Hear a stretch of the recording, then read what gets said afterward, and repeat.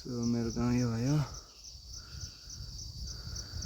आज यहाँ गाउँ यसो घुमघाम गरिदिउँ भनेर हिँड्दा आएको छु घरदेखि चाहिँ यतापट्टि कोर छ। यो चाहिँ हाम्रो भर्खरै बनाएको त्यस्तो छ क्या, यो पहिरो झरेर है यस्तो छ कोटको हालत चाहिँ। यो चाहिँ मेरो घर अनि यो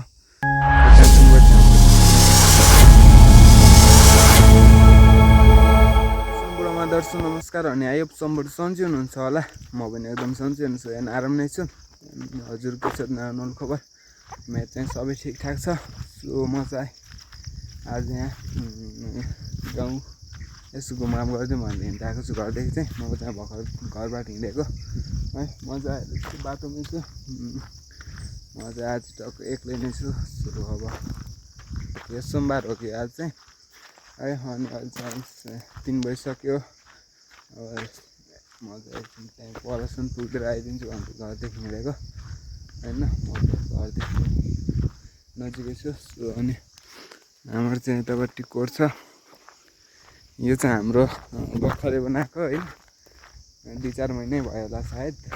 अनि सो हाम्रो चाहिँ कोटको हालत यस्तो छ क्या, यो पहिरो झरेर है यस्तो छ कोटको हालत चाहिँ। यतापट्टि चाहिँ अब बाटो चाहिँ गइसकेको छ क्या। यो उयो माथि ऊ त्यहाँबाट चाहिँ माथि चाहिँ भल बगिदिन्छ अनि त्यही भएर चाहिँ यो कोट पनि जान लागिसकेको छ यसरी। सो अनि मलाई चाहिँ आज घर बस्न बोर लागेर चाहिँ म आज यता यस घुम्ने मन हिँडिरहेको छु। अच्छा। सो अनि त्यति स्पेसल चाहिँ भन्न लागि चाहिँ केही पनि छैन। अनि मैले चाहिँ आज धेरै दिनपछि चाहिँ भिडियो बनाउँदैछु। अब के भन्नु, म चाहिँ अब घरमा धेरै काम थियो, त्यस कारणले चाहिँ अब अलि टाइम नि पाएको थिएन कि भिडियो बनाउनको लागि चाहिँ। अनि मेरो चाहिँ गाउँ सो यो हो है, यो चाहिँ मेरो घर हो। यो चाहिँ मेरो घर अनि यो त्यहाँ चिमबाट चाहिँ हामीले खुर्सानी लगाएको छौँ है। अनि यो चाहिँ हाम्रो गाउँ भयो टक्क। भ्यू चाहिँ त्यति राम्रो आएको छैन क्या, किनभने अब बिहान चाहिँ पानी आएको थियो हल्का चाहिँ। पानी आएको कारणले चाहिँ त्यति राम्रो चाहिँ भ्यू आएको छैन। अब अरू चाहिँ मैले के भनौँ होइन, एक्लै मस्त। अब गाउँमा नि के भन्नु यार, गर्मी लास्ट छ फेरि यता नि। सो अब गर्मी चाहिँ लास्ट छ। ढुक्ने त मैले त्यहाँ पत्रो गएर चाहिँ तपाईँलाई मलाई टक्क स्पष्ट देखाइदिन्छु भनेको यहाँदेखि देखाइदिन्छु होला क्या। हाम्रो चाहिँ टक्क जङ्गलतिर आयो घर पनि। यतापट्टि गहिरो भयो, त्यहीँ हो ठ्याक्क हाम्रो घर। सो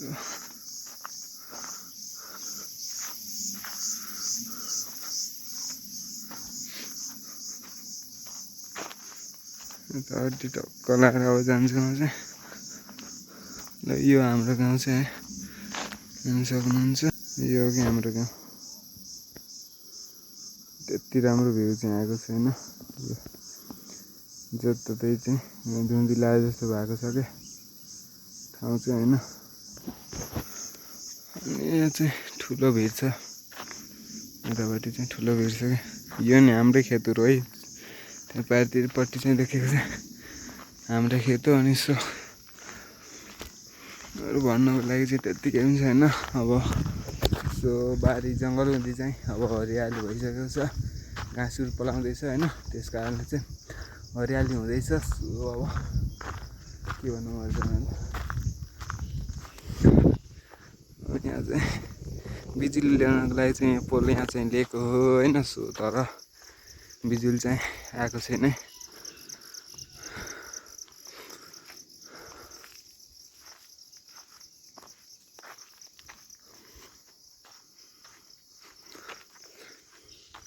अनि म चाहिँ घरदेखि बाहिर ननिस्किनु भएर लास्ट थक लाग्छ कि हिँड्दा बित्तिकै। म चाहिँ त्यहाँ पर भवन छ त्यहीँनिरसम्म पुगिदिन्छु अनि अन्त चाहिँ घरदेखि हिँडे हो होइन।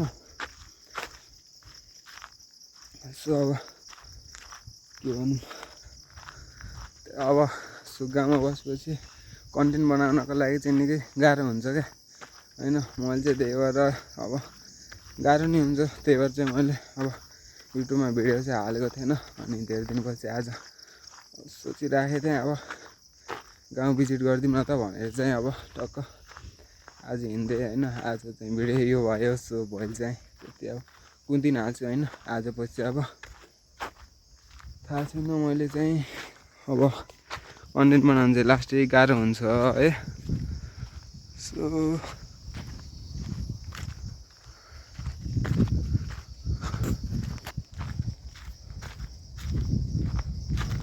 यतापट्टि चाहिँ अलि शीतल छ क्या त्यही भएर चाहिँ म यतापट्टि हेरेको यो चाहिँ सल्लाहले गर्दा होला कि शीतल भएको नि पारि चाहिँ सल्लाह फुल्ली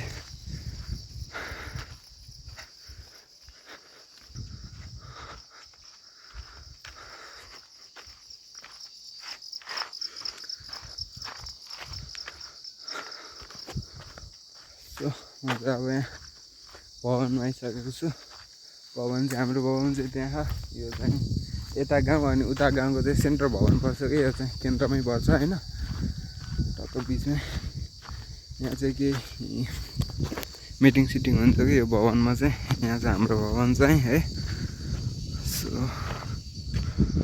मेरो गाउँ चाहिँ यतापट्टि भयो है यहाँ चाहिँ अब शीतल खाँदै बस्दै होइन म चाहिँ यहाँ शीतल खानको लागि आएको है टक्क मेरो गाउँ चाहिँ यो भयो यहाँबाट चाहिँ अलि राम्रो देखेको रहेछ क्या सो मेरो गाउँ यो भयो यहाँ चाहिँ सल्लाहको कारणले चाहिँ अलि शीतल छ क्या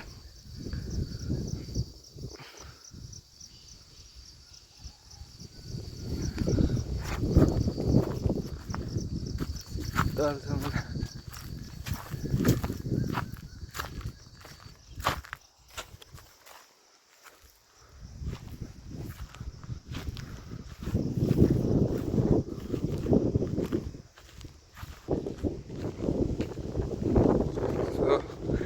यतापट्टि चाहिँ ऊ त्यहाँ पारिको गाउँ देखेको चाहिँ गोल्फान हो त्यो र यहाँको चाहिँ वडा नम्बर अब वडा नम्बर नै टोल नम्बर चाहिँ एउटै पर्छ क्या यो गोल्फान भन्ने ठाउँ नि 6 नम्बर अनि बेग्दी भन्ने ठाउँ नि 6 नम्बर पर्छ सो गर्मी छ यार